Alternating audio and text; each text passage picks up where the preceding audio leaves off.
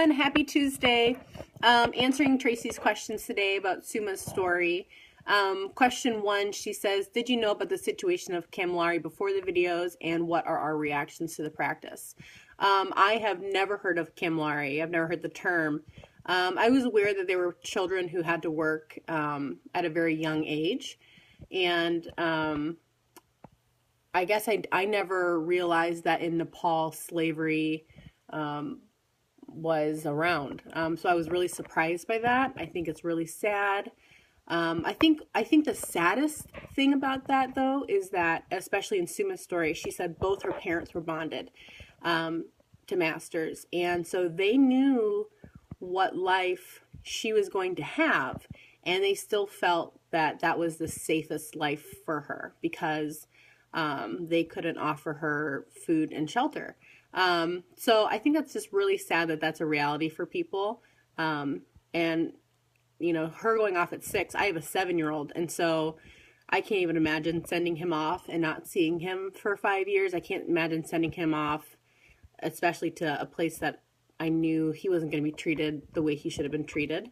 So I just think the whole situation is really sad and unfortunate. Question 2 was, how does poverty play a role in the lives of children or girls specifically around the world? And is this similar or different to the ways that poverty impacts people in the United States? To do part 2 first, poverty in the United States is different than poverty in a lot of places. You know, the poorest families still have the opportunity to have education. They have, you know, places that will feed them. And so it's definitely not a perfect system. I think no matter where you live, your main priority is keeping your family safe, keeping yourself safe. And, you know, food and shelter are the two biggest safety resources that you think of. So I think when you tie in that safety need to other places, like, you know, we're discussing Nepal, I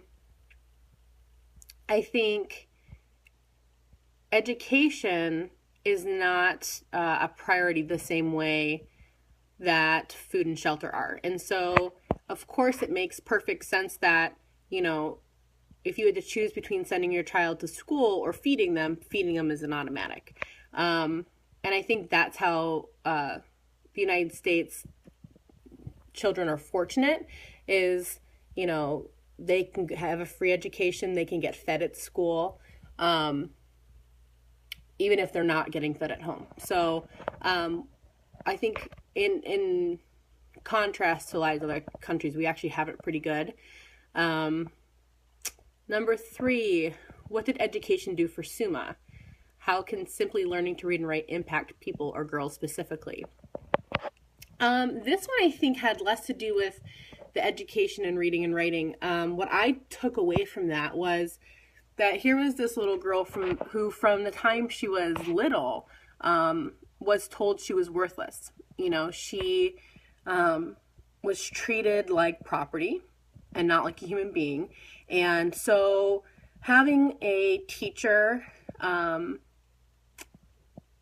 getting an education and learning how to read and write gave her self-worth and self-value and gave her confidence. And I think without that self-confidence and value, she would have maybe not had the confidence to be an activist when she grew up.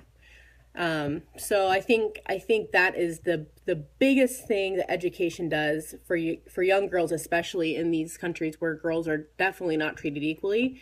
I think it just gives them confidence. It makes them feel important and special, and it gives them self-worth. So question 4, what do I think of the movement to liberate the Kamlari, and was it right for the teachers to start the movement? I think, of course, it was the right thing to do to start the movement and to liberate the Kamlari. It's slavery. I think if history has taught us anything, it's the awful, horrible impact that slavery has on generations and generations. And so I think it's fantastic that a movement was started. Number 5, my personal response to Suma's story, and how could you work to promote the end of bonded labor? I think the biggest way to promote the end of any cause is get people educated. Like I said, I feel like I'm a pretty educated person. I've done a lot of travel. I've been really fortunate in that area, and I had no idea slavery for young girls was a part of the culture in Nepal. And I know that the Kamlari was supposed to be banned in 2000, but obviously it's still an issue. I had no idea. I've never learned about it. And so my big thing is education. If more people are educated about it, you have a higher number of people that try to stop it. So I think, yeah, I think that's the best way to promote any cause. It's just educating people about the situation. So yeah, look forward to the rest of the responses today. Have a good Tuesday.